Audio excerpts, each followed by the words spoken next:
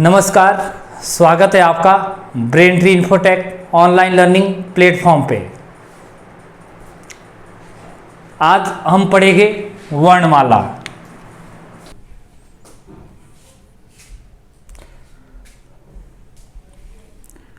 आज का हमारा विषय रहेगा वर्णमाला। वर्णमाला किसे कहते हैं? वर्णमाला वर्णों के जो व्यवस्थित समूह से बनी हो उसे वर्णमाला कहा जाता है। वर्ण के दो भेद माने जाते हैं।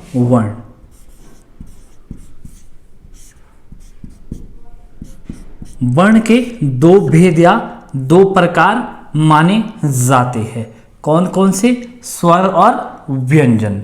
सबसे पहले स्वर। सबसे पहले करेंगे हम स्वर और स्वर की परिभाषा। स्वर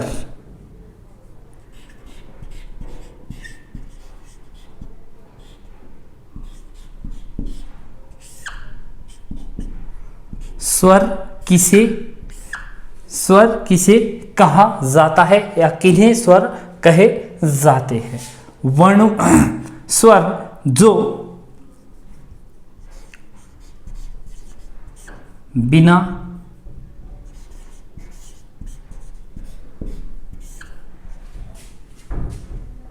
किसी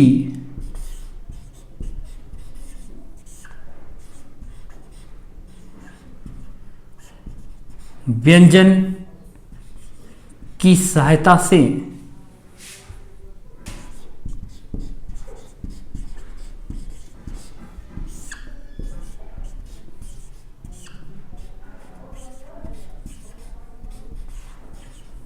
बोले जाते हैं,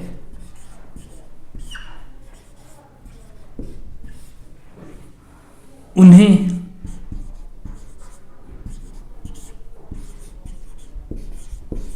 स्वर कहा जाता है। उन्हें क्या कहा जाता है? स्वर कहा जाता है। किसे कहा जाता है? स्वर जो बिना किसी व्यंजन की सहायता से बोले जाते हैं उन्हें स्वर कहा जाता है। या फिर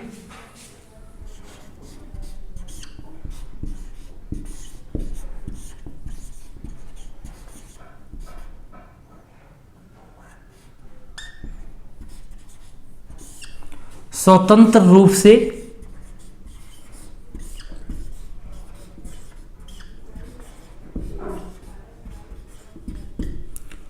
बोले जाते हैं,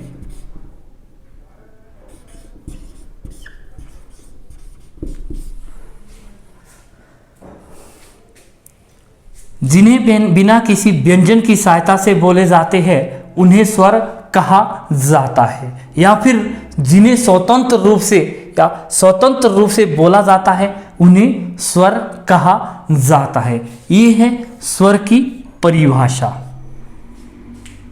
क्या है जी? स्वर की परिभाषा। उसके बाद हम देखते हैं कि स्वर के कितने प्रकार होते हैं। स्वर के 3 प्रकार माने जाते हैं। ह्रस्व स्वर,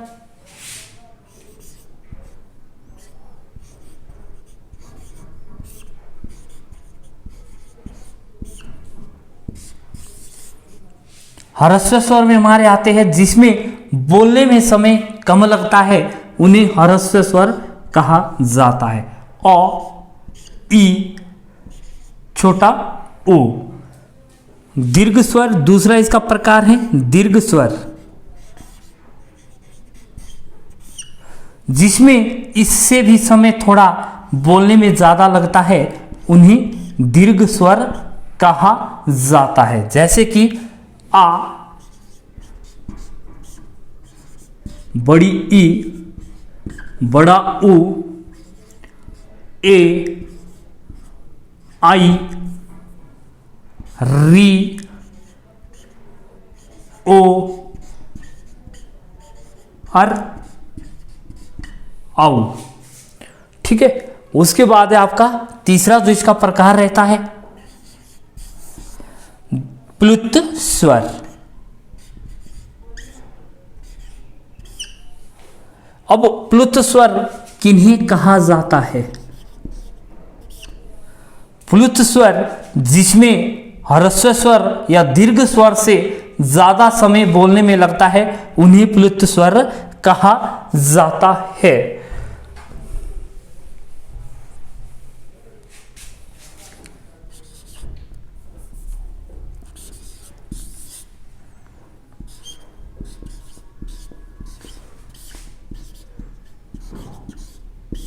जैसे कि ओम,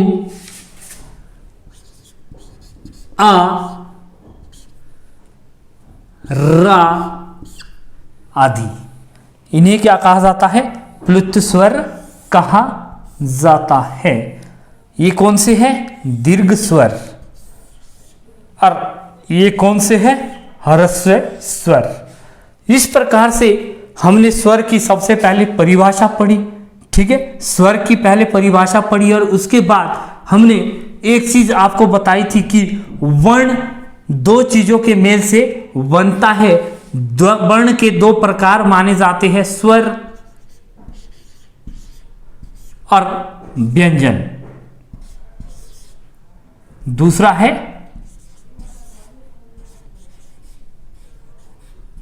व्यंजन। पहला है आपका स्वर और दूसरा है व्यंजन। सबसे पहले हमने पढ़ा क्या? स्वर। स्वर पढ़ा, स्वर की हमने परिभाषा पढ़ी, परिभाषा के बाद हमने स्वर के प्रकार पढ़े और उसके बाद लास्ट में हमने स्वर के प्रकार किस प्रकार से पढ़े? ह्रस्व स्वर, दीर्घ स्वर और प्लुत स्वर। कितने प्रकार होते हैं? 3 प्रकार इसके माने जाते हैं। सबसे पहले हमने वर्णमाला में वर्णमाला के ऊपर चर्चा की थी कि वर्णमाला किसे कहते हैं? वर्णों के जो व्यवस्थित समूह से बनती है उसे वर्णमाला कहा जाता है। वर्ण के 2 प्रकार माने जाते हैं, स्वर और व्यंजन। सबसे पहले हमने स्वर को पढ़ा, स्वर की परिभाषा पढ़ी, उसके बाद स्वर के हमने भेद पढ़े।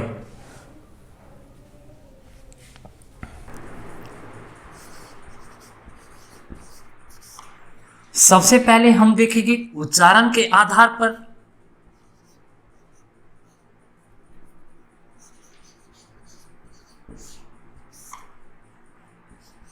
उच्चारण के आधार पर स्वर माने जाते हैं 10। अब 10 स्वर कौन कौन से माने जाते हैं? बात आती है 10 स्वर कौन कौन से माने जाते हैं उच्चारण के आधार पर? अ, आ, ई, बड़ी ई, उ, बड़ा उ, ए और आई।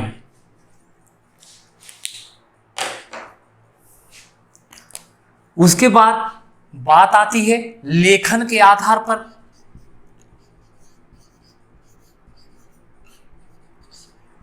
लेखन के आधार पर स्वर माने जाते हैं 11, जिसमें कि अ, आ, ई, उ,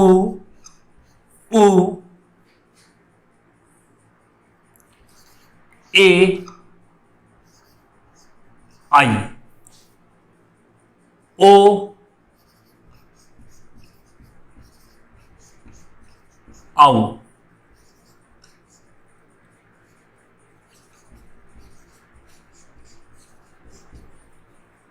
ठीक है, और लेखन के आधार पर री भी इसमें जुड़ जाती है। इस प्रकार से उच्चारण के आधार पे हमने देखा ओ, आ, ई, उ, ए, आई, ओ, औ। ठीक है, उसके बाद लेखन के आधार पर हमने देखा इसमें ओ, आ, ई, उ, ए, आई, ओ, औ और री। इसमें क्या है? 11वां स्वर कौन सा जुड़ जाता है भाई? री। ठीक है, उसके बाद हम स्वर देखेंगे कुल कितने माने जाते हैं।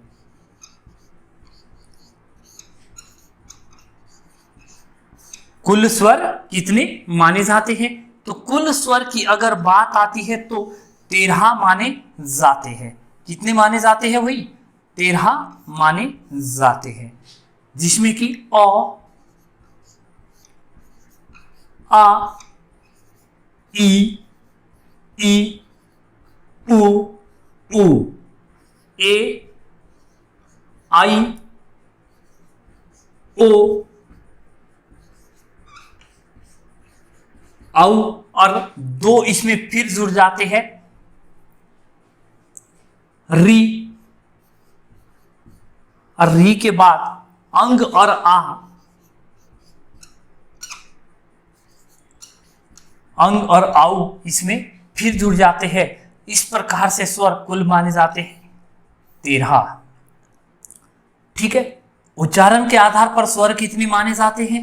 11। लेखन के आधार पर स्वर कितने माने जाते हैं? उच्चारण के आधार पर स्वर माने जाते हैं 10, और लेखन के आधार पर स्वर माने जाते हैं 11, और कुल स्वर माने जाते हैं 13। एग्जामिनर आपसे क्वेश्चन यहीं से पूछ लेता है कई बार कि कुल स्वर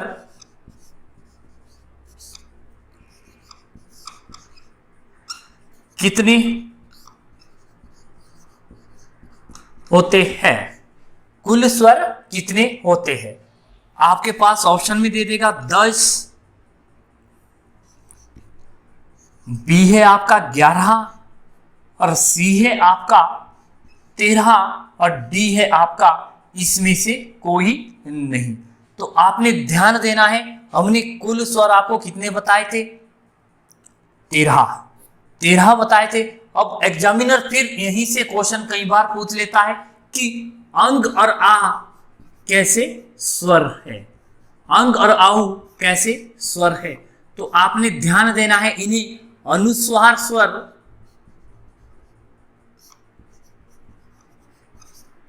स्वर कहा जाता है। क्या कहा जाता है? अनुस्वार स्वर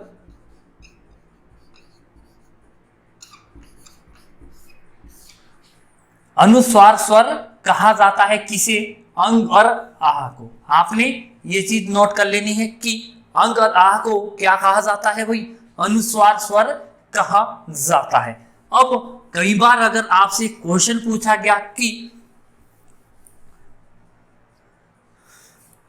अ कैसा स्वर है, अ कैसा स्वर है। अब क्वेश्चन में आपसे पूछा जाएगा कि ह्रस्व स्वर,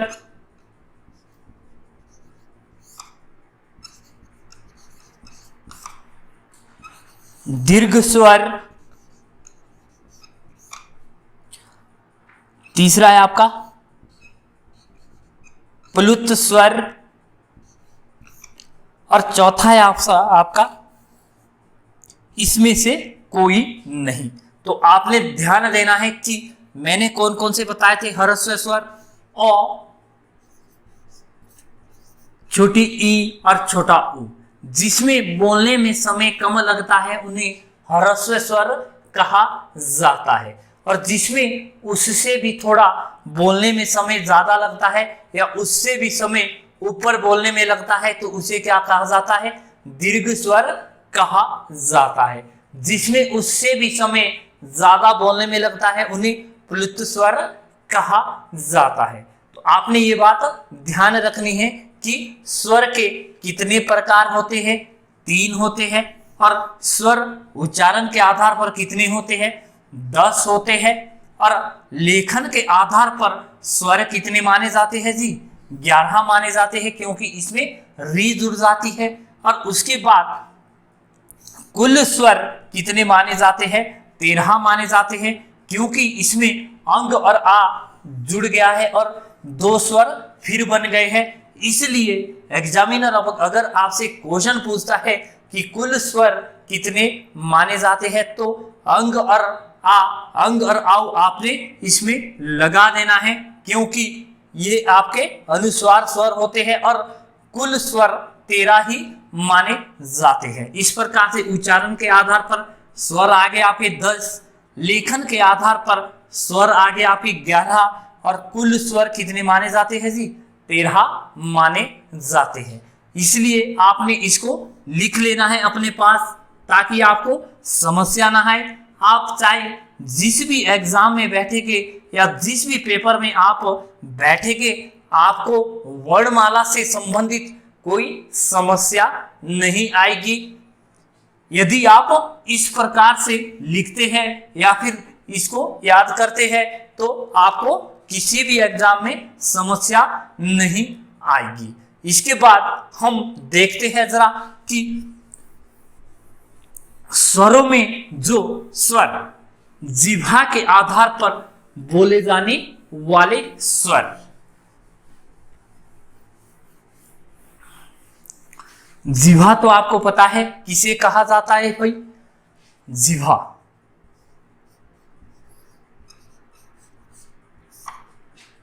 के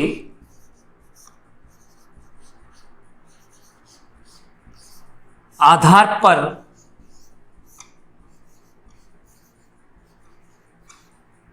बोले जाने वाले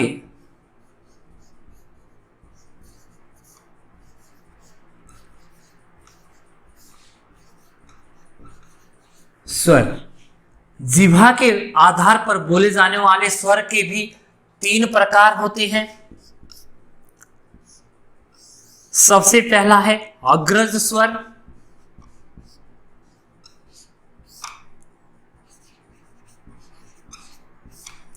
दूसरा है मध्य स्वर और तीसरा है पश्चय स्वर।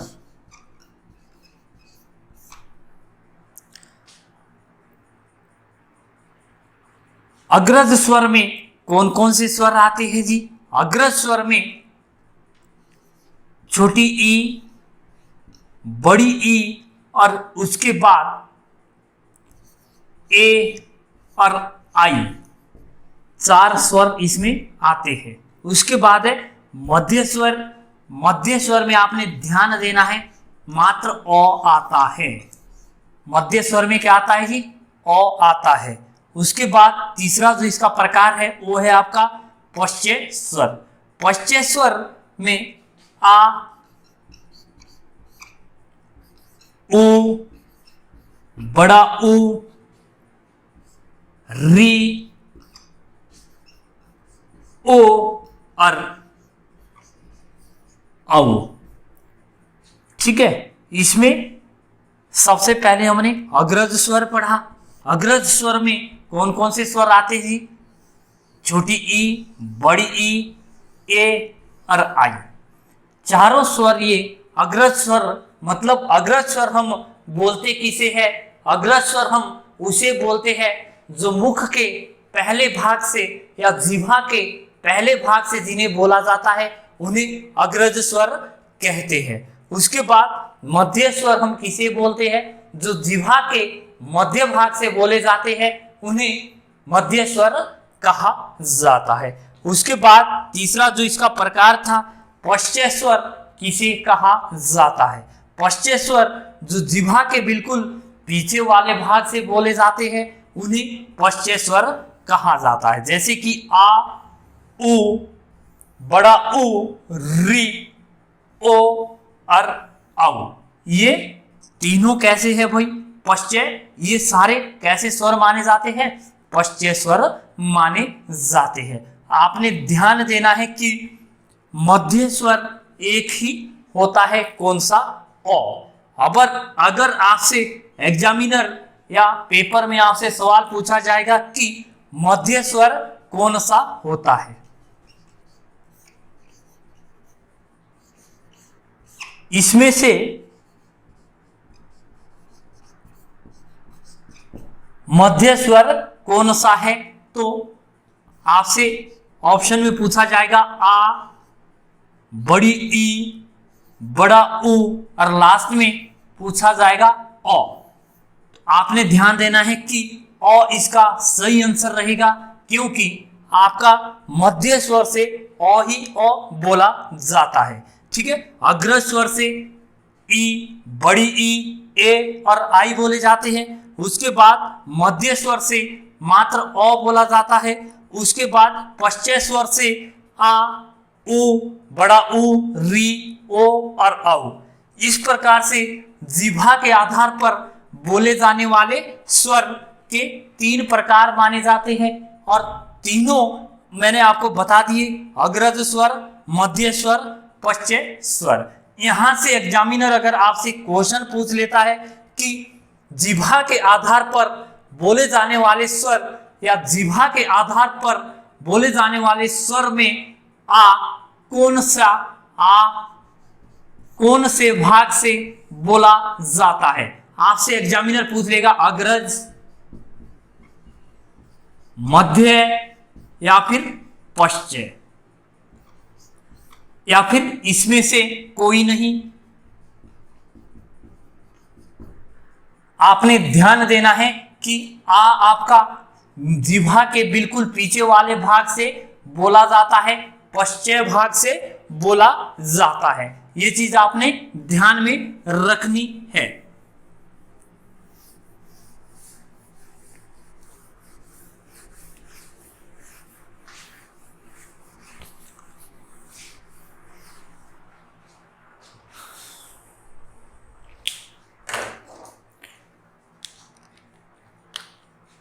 उसके बाद हम पढ़ेंगे मुख के द्वारा बोले जाने वाले स्वर।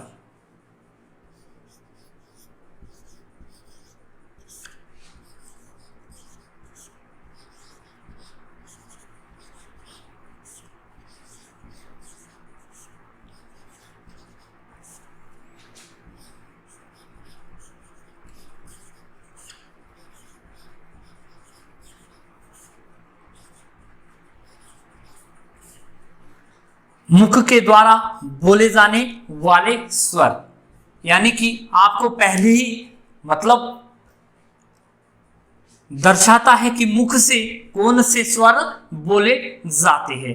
इसमें सबसे पहले हमारा विपरीत स्वर। विपरीत स्वर पहला जो प्रकार है विपरीत स्वर। विपरीत स्वर मात्र एक ही स्वर होता है और विपरीत स्वर आ को कहा जाता है, आ को बोला जाता है। उसके बाद है दूसरा जो प्रकार है अर्धविपरीत।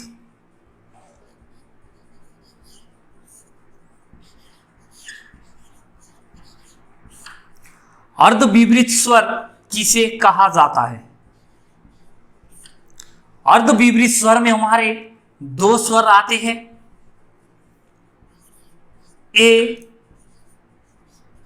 और औ। उसके बाद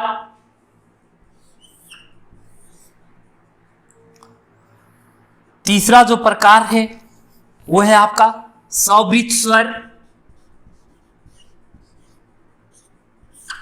सवृत स्वर कौन कौन से स्वर होते हैं?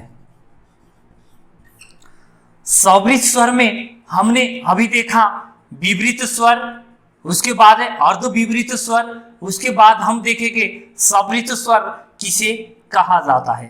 बड़ी ई और बड़ा उ सवृत स्वर होते हैं। कैसे स्वर होते हैं जी?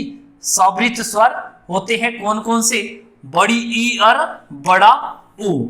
उसके बाद हम देखेंगे अर्ध सवृत स्वर।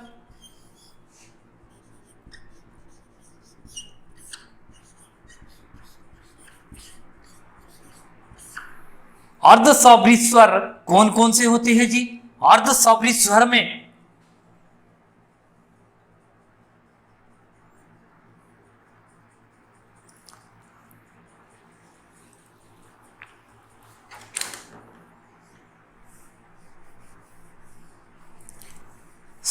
यहां पे अर्ध सवृत स्वर होते हैं आपके ए और औ, ठीक है। और अर्धविपरीत स्वर होते हैं आपके आई और औ। फिर से ये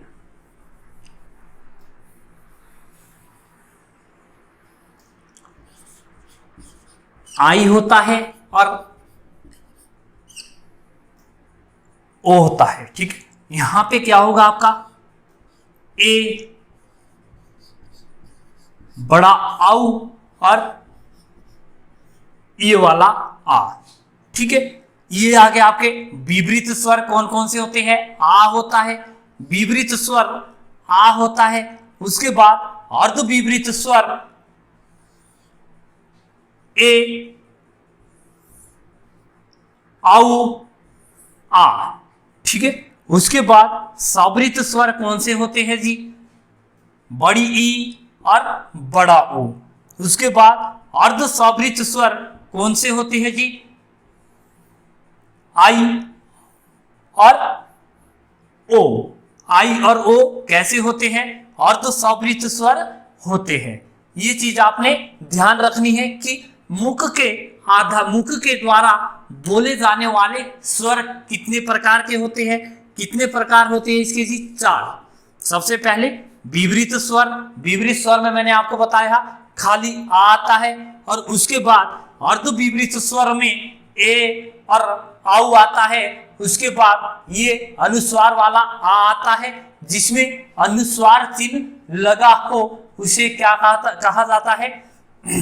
इस चिन्ह को अनुस्वार चिन्ह कहा जाता है। ठीक है, उसके बाद आपका सवृत स्वर। सवृत स्वर में बड़ी ई और बड़ा ऊ आते हैं। उसके बाद अर्ध सवृत स्वर में आई और ओ आते हैं। 2 ही स्वर इसमें आते हैं। ठीक है, इस प्रकार से हम स्वर पढ़ते हैं, और स्वर का जो हमारा टॉपिक बनता है, या स्वर से जहां से आपसे प्रश्न पूछा जाएगा या सवाल पूछा जाएगा, वो इस प्रकार से होता है। कई बार एग्जामिनर आपसे सवाल पूछ लेगा कि आ कैसा स्वर है। अभी पिछले एग्जाम में मैंने देखा था कि आ कैसा स्वर है।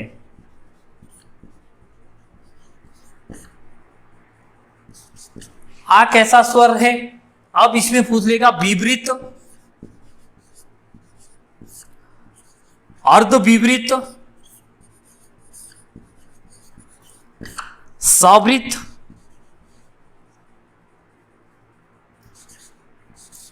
सवृत, और फिर चौथा ऑप्शन आपसे पूछ लेगा कि इसमें से कोई नहीं। तो आपने ध्यान देना है कि विपरीत स्वर होता है, विपरीत स्वर होता है आ। कौन सा? आ। उसके बाद अर्ध विपरीत स्वर कौन कौन से होते हैं? आई और आउ। ठीक है, आई और आउ, ए और आउ होते हैं। उसके बाद सवृत स्वर कौन कौन से होते हैं? ई और उ। उसके बाद अर्ध सवृत स्वर कौन से होते हैं जी? आई और ओ। ठीक, आई और ओ कैसे होते हैं? अर्ध सवृत स्वर होते हैं। इस प्रकार से हम स्वर में जहां से क्वेश्चन कोई सा भी या प्रश्न बनता है, मैंने आपसे सारी चीजें बता दी है आपको, और आपने ध्यान रखना है, इसे लिख भी लेना है कॉपी पे, ताकि आपको ध्यान रहे। और उसके बाद हम स्वर के बाद टॉपिक या अगला जो पॉइंट रहेगा हमारा व्यंजन। अगला हमारा टॉपिक रहेगा क्या? व्यंजन।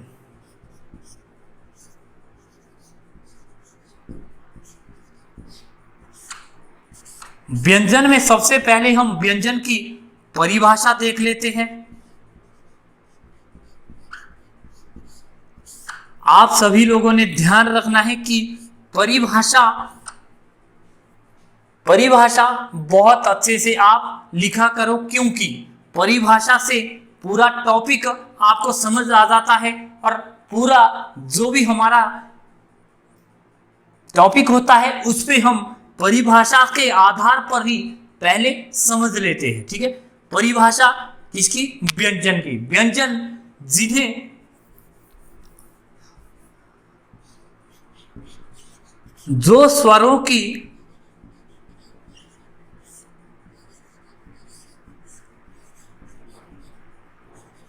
सहायता से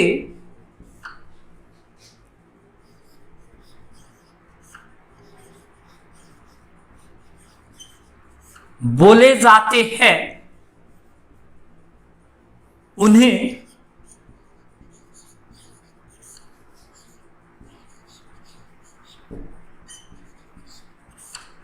व्यंजन कहा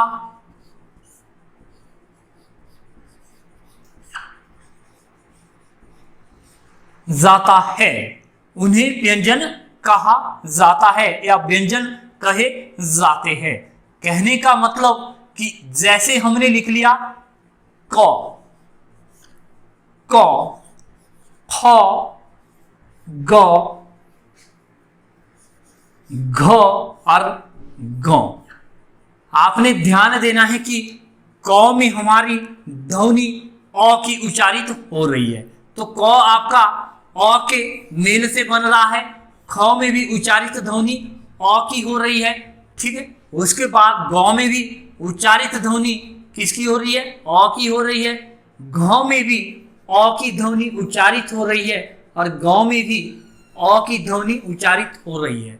आपने ये चीज ध्यान रखनी है कि जहां पे आपका कोई भी व्यंजन स्वरों की सहायता से बोला जाता है, चाहे आपका क है, चाहे ख है, ग है, घ है, चाहे ग है, ये चीज आपने ध्यान में रखनी है कि कोई भी व्यंजन बिना किसी स्वर की सहायता से नहीं बोला जाता। इसलिए व्यंजन वो होते हैं, उसे कहते हैं व्यंजन जो स्वरों की सहायता से बोले जाते हैं, उन्हें क्या कहा जाता है, व्यंजन कहा जाता है। और आपने एक चीज ध्यान रखनी है कि व्यंजन हमेशा स्वर की सहायता से ही बोले जाते हैं। अब हम स्वर की व्यंजन की हमने परिभाषा कर ली। परिभाषा के बाद हम व्यंजन के प्रकार करेंगे कि व्यंजन कितने प्रकार के होते हैं।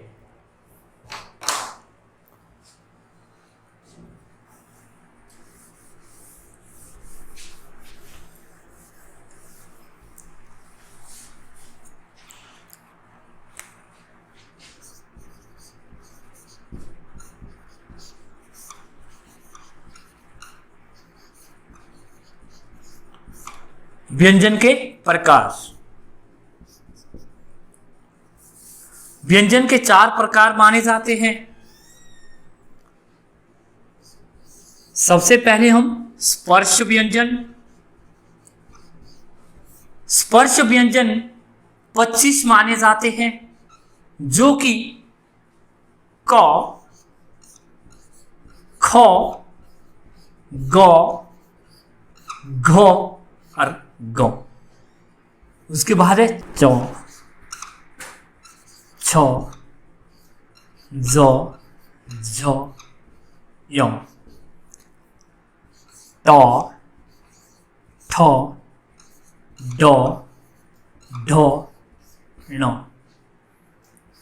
त, थ,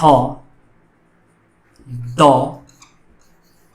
ध, न। उसके बाद है प, फ, ब, भ और म। तो आपने ध्यान देना है कि 25 स्पर्श व्यंजन हमारे माने जाते हैं क से म तक। क से म तक कितने माने जाते हैं, 25 हमारे स्पर्श व्यंजन होते हैं। उसके बाद हम पढ़ेंगे अंतस्थ व्यंजन। मैंने आपको बताया कि 4 प्रकार होते हैं किसके, व्यंजन के। सबसे पहला आपका आ गया स्पर्श व्यंजन। उसके बाद हम पढ़ेंगे अंतस्थ व्यंजन।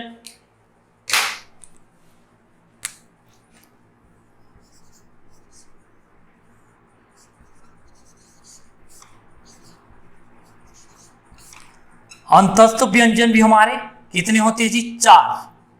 य, र, ल और ब कितने होते हैं, 4। उसके बाद हम पढ़ेंगे तीसरा जो इसका पॉइंट होता है वो है आपका ऊष्म व्यंजन। ऊष्म व्यंजन भी 4 ही होते हैं, श, श, स और ह। उसके बाद चौथा जो इसका पॉइंट रहता है वो है आपका संयुक्त व्यंजन। संयुक्त व्यंजन भी आपके 4 ही रहते हैं, अक्ष, त्र, ज्ञ और श्रव। आपने एक चीज ध्यान रखनी है, जो संयुक्त व्यंजन है वो हमेशा 2 व्यंजन के मेल से बनता है, 2 के मेल से बनता है। जैसे कि अक्ष हो गया, अक्ष आपका क जमा श से बनता है और क में हलंत लगा रहेगा। उसके बाद है त्र, त्र आपका तो हलंत र से बनेगा। उसके बाद है ज्ञ, ज्ञ हमेशा ज जमा अज्ञ से बनेगा। और उसके बाद लास्ट में है श्रव, श्रव आपका श जमा र से बनता है और हलंत इसमें लगा रहेगा। इसी प्रकार से हमारे संयुक्त व्यंजन भी 4 होते हैं और अंतस्थ व्यंजन भी 4 होते हैं। ऊष्म व्यंजन भी कितने होते हैं? 4 होते हैं। ये चीज आपने ध्यान में रखनी है। यहां से बहुत बार सवाल आपसे पूछा जाता है कि संयुक्त व्यंजन कौन कौन से होते हैं। अब एक चीज यहां पे फिर पूछी जाती है कि वो द्विगुण व्यंजन,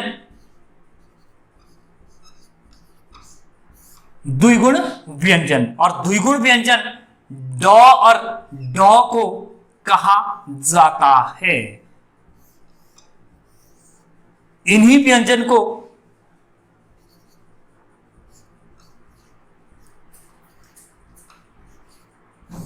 उत्क्षिप्त व्यंजन भी कहा जाता है और इन्हीं व्यंजन को ताड़नजात,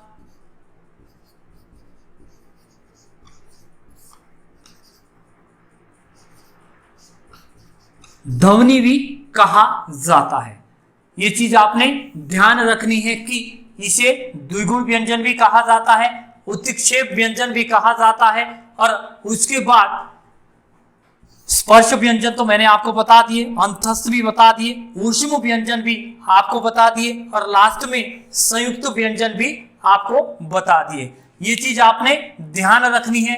इस प्रकार से हमने आज व्यंजन जो पढ़े उसको आपने बहुत अच्छे से याद कर लेना है और याद के साथ साथ इसे जो मैंने यहाँ पे लिखा है इसे आपने नोटबुक पे उतारना है और नोटबुक पे लिख लेना है। जिस प्रकार से हमने व्यंजन किए हैं ये एग्जाम से बाहर इसमें एग्जाम से बाहर क्वेश्चन नहीं बनता। स्वर और व्यंजन हमने बहुत अच्छे से कर लिए हैं।